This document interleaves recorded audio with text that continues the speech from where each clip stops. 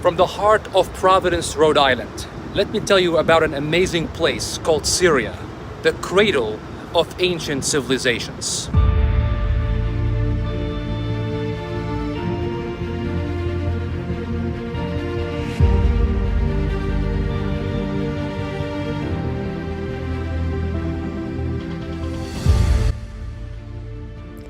This was an introduction to a video created by our guest today. So let's go to the interview.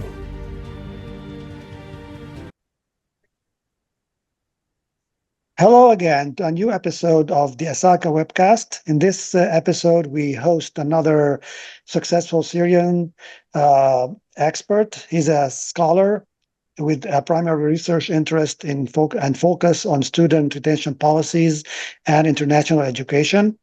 He's an assistant professor of English at the Community College of Rhode Island and an adjunct professor of higher education at the Arkansas State University, where he got his doctorate in education. He's a member of SACA, and today he will join us to discuss one of his passions and hobbies, which is filmmaking and creating independent documentaries about Syria in general, and in particular about Syria's castles and ancient landmarks.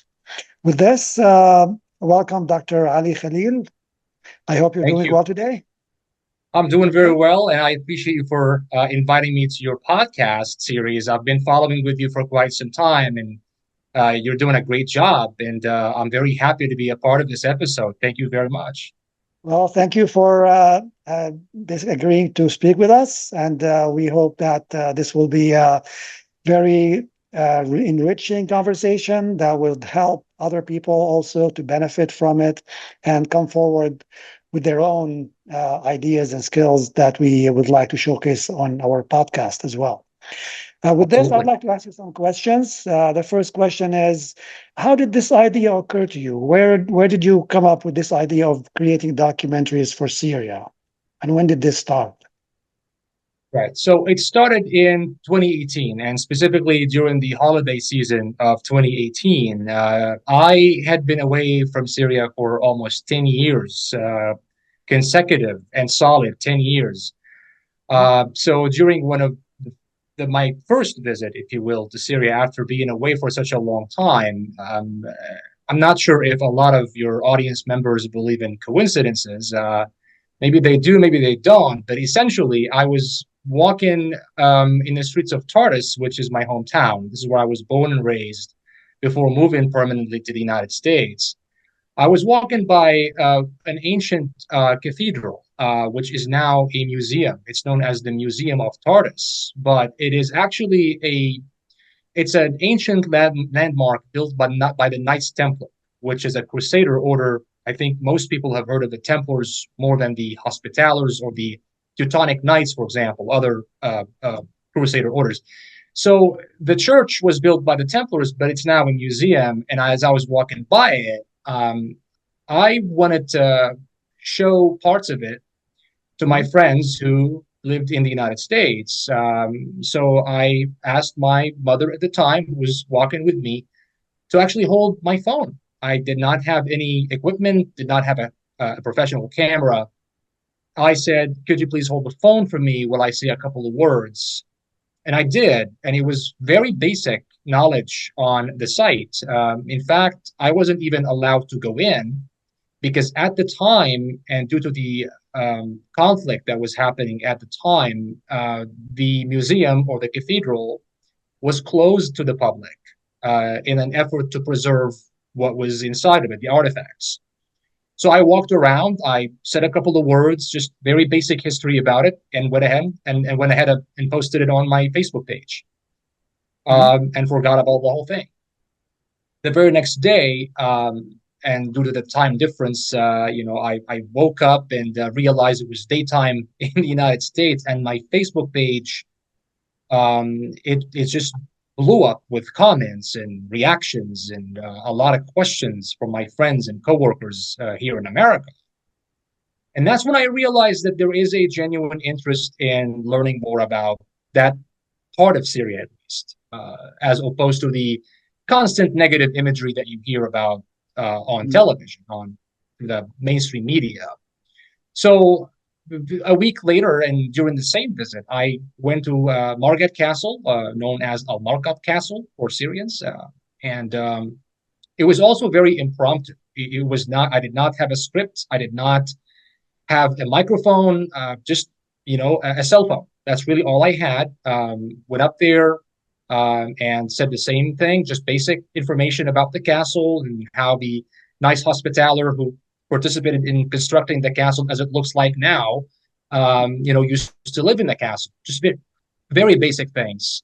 And did not post it immediately because it was such a long film or a clip, if you will.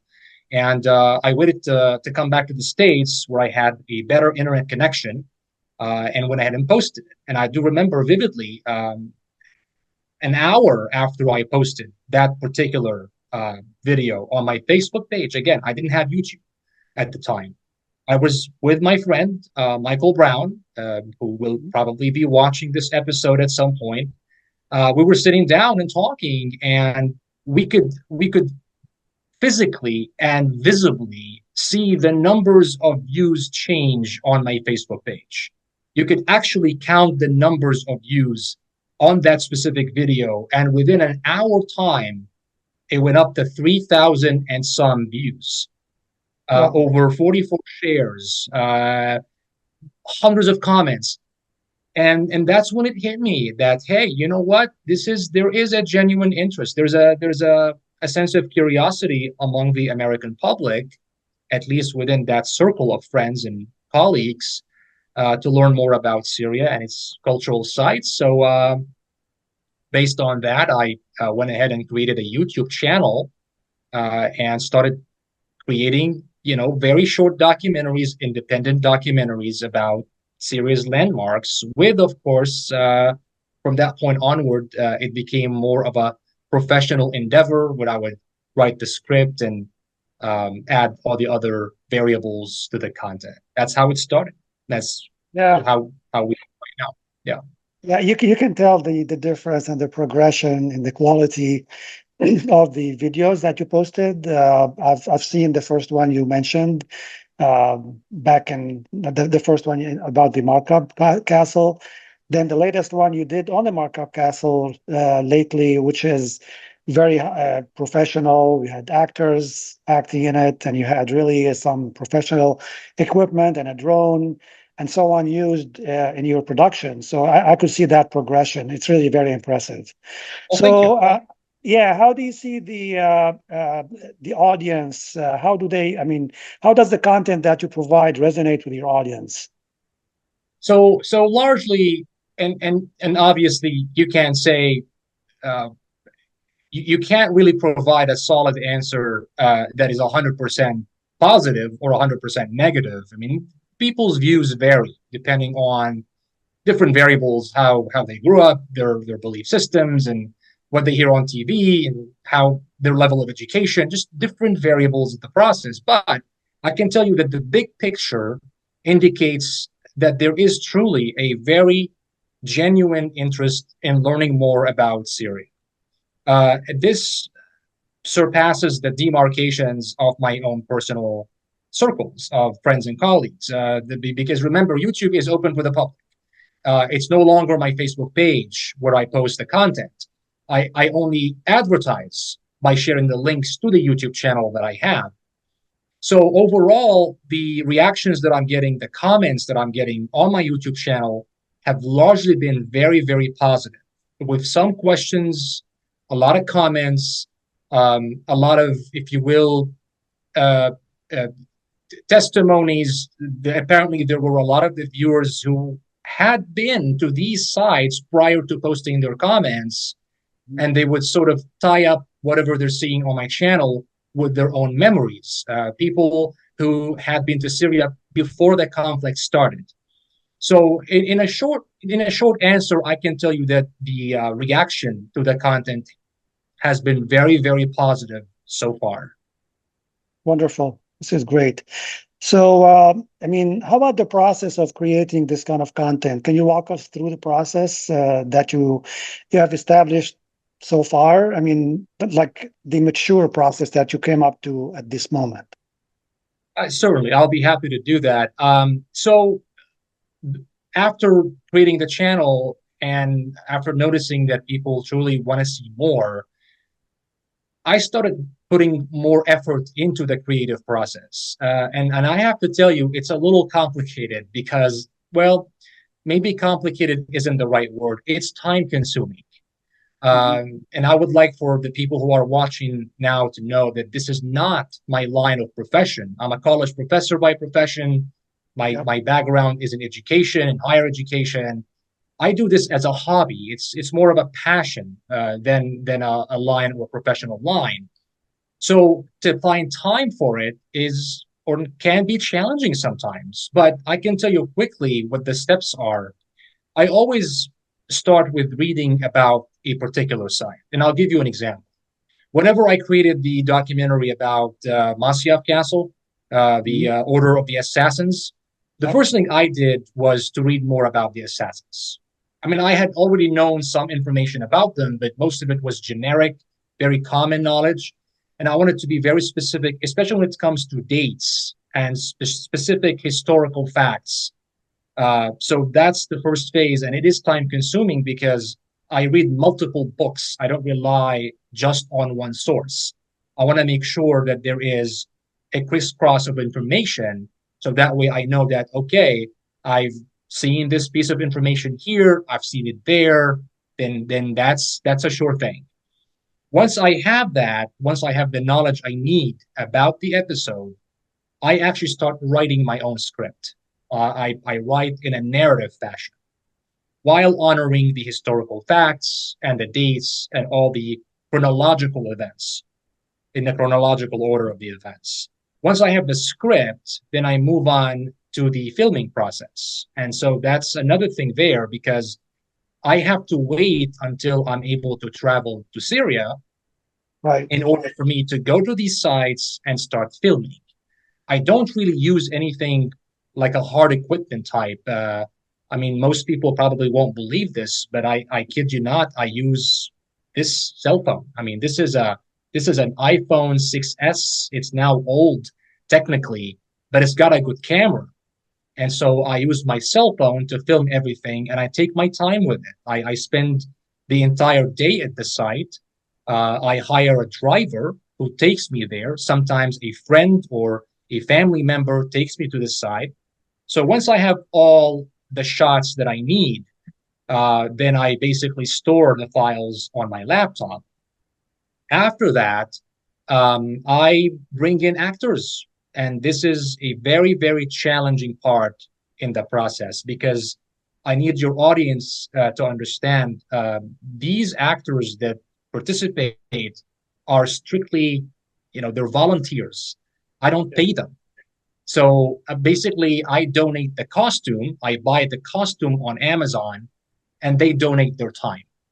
And then Mhm. I have to figure out the logistics. Like if I have 5 actors or 10 or 15 or whatever, I need to make sure that I pick up a time that suits everybody involved, which is very challenging for me. Once I have that, then I can move on to putting all the pieces together. And I use a very basic program. It's an editing program called Video Pad, which people can download for free from the internet. And then I put in all the music and all the sound effects, and then I play with the content. I add the drone shots. Then I add the voiceovers at the very very end. Once I have a clear picture uh, of the how the narrative is going to be, how the events are going to unfold in the content, I simply record the voiceovers, and at that point, it just becomes more like a or like different pieces that you put together to create a full picture. It's like a puzzle. Great. So yeah, this is really fascinating. So just for the sake of understanding the effort that you put into it. So let's say a 5 minute video like the Order of the Assassin video. I think it's 5 or 6 minutes. Can we safely say it took you like maybe 40 or more hours to put it together. I mean, this is not to mention the time of travel and the time to coordinate other people's calendars and so on and so forth, or even maybe more than that. I don't know. You tell me. Well, how much time did it take you to put this short video together? Yeah, so the film about the assassins is actually 10 minutes. 10 minutes. After having Yes, sir. So after having all the pieces, which took me truly 2 trips to Syria, because the first time I went there, it was so windy, I couldn't get anything done. So I had to travel again. And ironically enough, in the winter time, when Yeah. you would naturally expect more wind, but that wasn't the case. It was very quiet, uh, overcast, but pretty quiet, and I was able to film the whole thing, and it worked out really well. After putting all the pieces, after I had everything ready in files, because I organized everything in files. This is from music. This is the actors. This is the front side of the castle. This is the drone file, etc., etc. It takes easily it takes easily a week if I dedicate, and this is approximate. It's not always the case, but approximately 2, maybe 3 hours a day. It easily takes a week, and there's a reason for that. It's because when you when you add effects to the content, it changes things. So you kind of have to go back and forth and make sure everything is in the right place and where it needs to be. Yep. And before you make the final production or the final cut.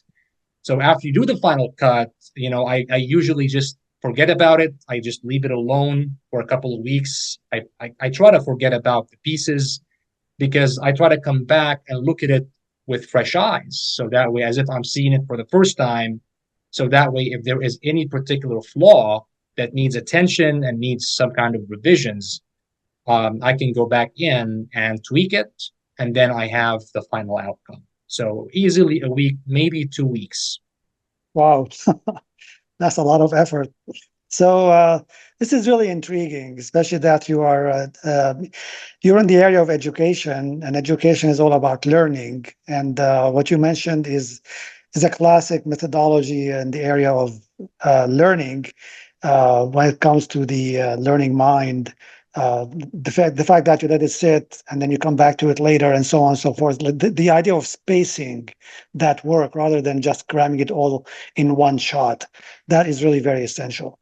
So the other question I have for you is, you mentioned that you do the voiceover at the end. So there are some scenes in your videos where you are standing and speaking in the middle of the area you're filming. So how do you do that stuff? I mean, how do you do it?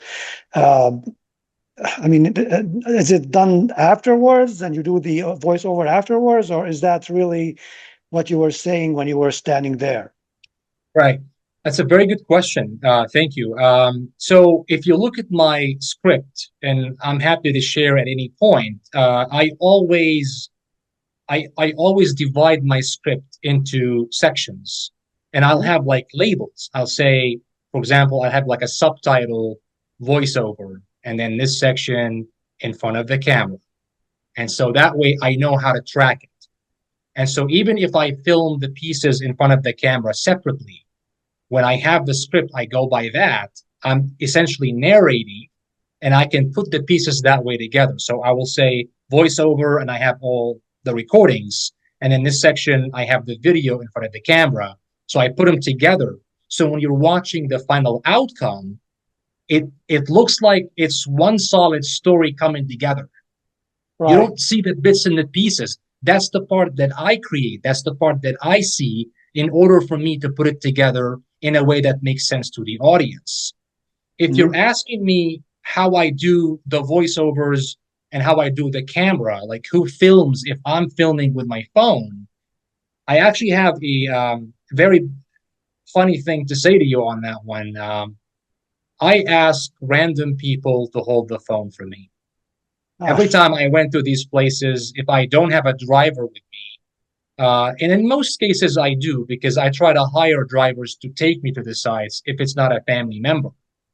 But even if it's a driver or a family member or somebody who happens to be at the site just also taking pictures and trying to, have a nice time there. I usually just say, "Hey, do you mind holding the phone for me for just a few seconds? I gotta say a couple of words." And most people agree. I mean, I've been fortunate with meeting a lot of kind people on these multiple trips that I made that don't really mind holding the phone for a few minutes. There were a couple of times when I would be a little bit pushy because I would say some words that don't come out the way I want them to be. So I would say, "Hey, hold it again and again and again." And finally, when I have the part that I like, I say thank you, I shake hands, and I move on. But most of these people are either the drivers that I hire to take me there, or maybe family members who tag along, or if it's neither one of those, it's usually visitors, just like myself, who happen to be at the site, people I don't know, that agree to hold the phone for me.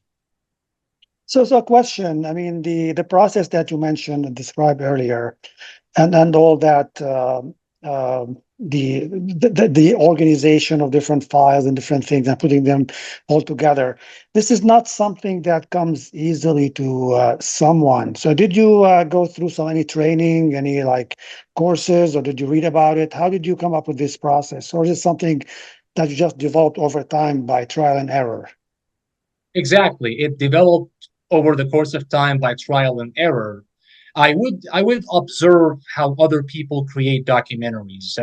There are thousands of those on the web. I would observe, and I'll be honest with you, not all of these styles of documentaries work for me. Um, I I had, if you will, a knack for creating a content that is both truthful and mixed with some action. The thing that the thing that I noticed about the documentaries that I saw on the web, as samples, if you will, was that they're very they're they're they're credible, they're very good, but for me, at least from my perspective, they lack the action that could attract the audience. And I know my audience very well. I know what my audience wants. My audience wants the truth, but they also want to enjoy the content. It's entertainment. That's what they want. And so for me, I always try to find like a good sample to watch, and then I would try things on my own. I did not take any courses. This is something that I played with over the course of time, dabbled into it, if you will, looked at samples, watched what other people did, how they did it. And then over the course of time, I developed my own style. This is great. This is really very impressive. Another question I have for you. You already mentioned that you use your phone as your primary camera. Yeah, You have some drone shots. Are these yeah, like with your own drone, or and also you buy costume? What other gear do you use for yeah. those movies? Yeah, so I do have a drone. It's called a DJI Mini SE. It's a very small drone. Content creators who might be watching this interview may have a good knowledge on that. It's very small, and because it's too small and light, you're not required to register the drone with the authority. But if it gets heavy, if it's big, then you're gonna have to register and get a permit to fly it. So I do have a drone. I also rely on some friends who work with the media inside Syria, who already have some footage, and I get the footage from them. So it's Mhm. it's basically divided into two sections. I have my own content, and then I have some friends on the ground that work with the Ministry of Information. They work with the media, and they have badges and they have cards and they have their own drones. And I ask some of them to volunteer whatever content they have. And then based on that, I decide which part I want to use and which part I want to dismiss in lieu of something else. So that's the drone part. I don't use any professional cameras at all. I like my phone. I think it does the job. Um, I use a small microphone. It's the kind of microphones you would clip to your shirt or jacket. It does the job really well. I bought it on Amazon. It's very doable. It's very accessible. and it's very effective. As far as the costume goes, it's also on Amazon. I bought the whole thing there, the helmets, the swords, all the chains, all the the things that you see the actors wearing essentially are all from Amazon. And it's all a matter, I think, for me, it's all a matter of knowing where and how you're using the camera. And once you know how and where, in from which angle you're using the camera, I mean, I've seen it happen from experience. You could come up with something truly, truly nice and effective. And you wouldn't be able Yeah. to tell if it was, just an amateur kind of endeavor or a professional endeavor. It's amazing what you can do with a phone or a camera when you have the right variables in place. Yeah, speaking about how nice and good quality, great quality those simple devices can produce, let's just try to show some example.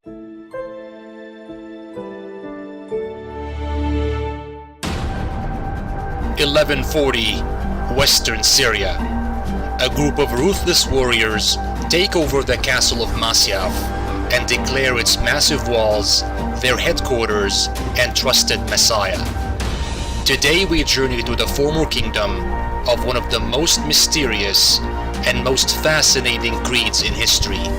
We journey to Masyaf, Syria, the home of the legendary assassins.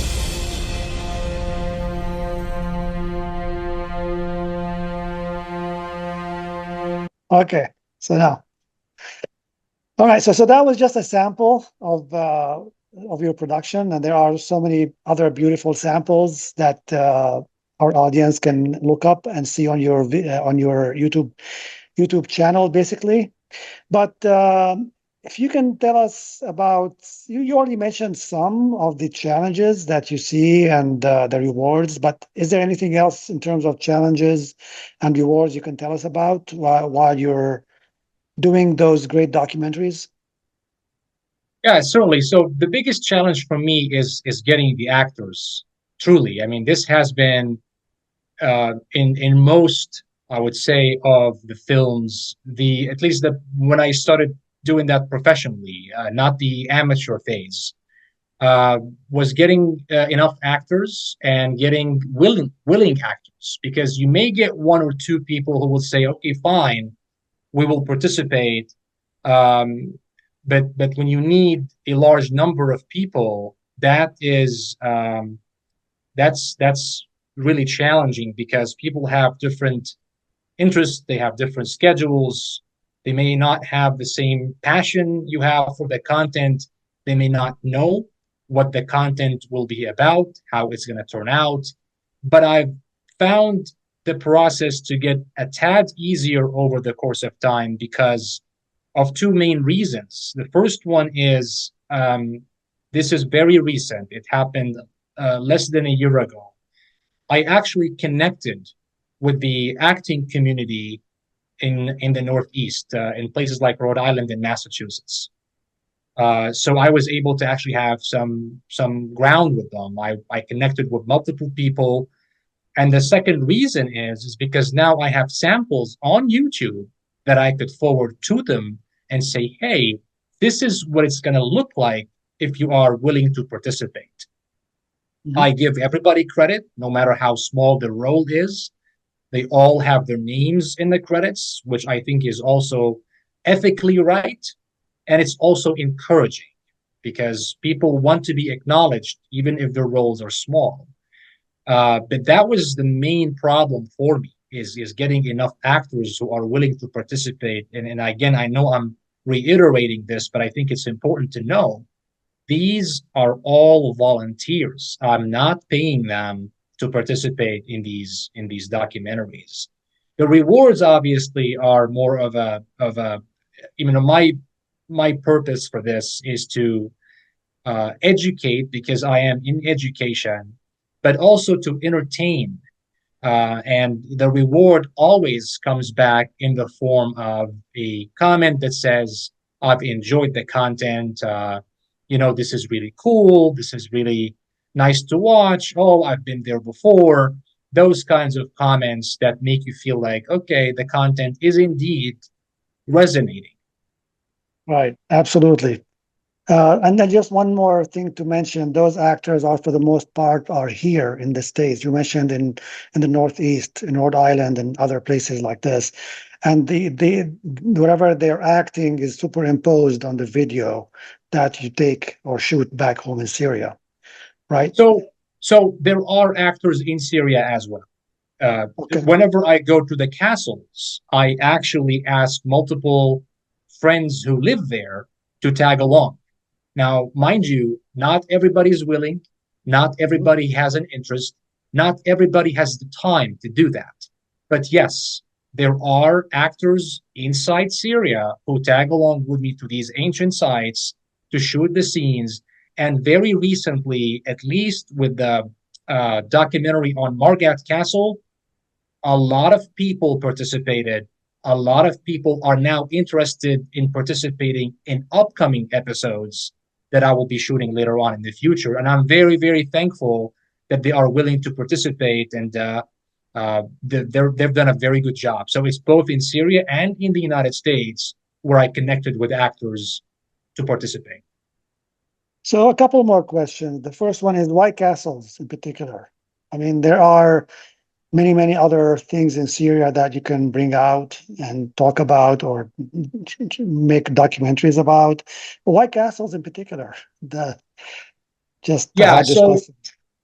yeah, certainly. Now, and this is a very good question. So this is what it seems like, that I'm only interested in castles, but really this is phase one. So I'll tell you this, and I want your audience to know this. I've actually created a list of ancient archaeological sites inside Syria, Lebanon, Jordan, and in Europe. And I'm trying to target each one at a time in a separate episode. I've even targeted certain sites within the United States of America. I will reveal each one at a time. But right now, I'm starting with Syria's castles. But there will be other parts that will focus on other sites within Syria. And specifically, I can give you an example that I think might answer the question directly. I will be creating a film, a short film, roughly 40 minutes, maybe 45 minutes, under the title The Road to Damascus, where I will be talking about Christianity in Syria and the journey of John the Baptist and, of course, St. Thomas, which, as you know, you lived in Damascus. The gate of Tuma, or Thomas, is also a standing symbol of that particular religious figure. And of course, we have Malula. So it seems like I'm only focusing on castles, which is true for now, but the intention is to move forward with other ancient sites and archaeological sites in Syria. Great. So what's your next project? My next project will actually be about the Hospitallers. We're continuing that. I want to finish with the Hospitallers before I move on to something else. See, that's why I told you, that's I have that list. Move forward with one item at a time. So the next one will be a documentary called Crack de Chevalier: The Return.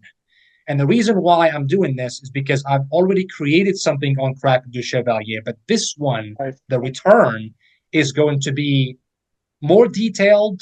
It's going to be more dramatic. I'm going to have a lot more actors than the one on Margat Castle.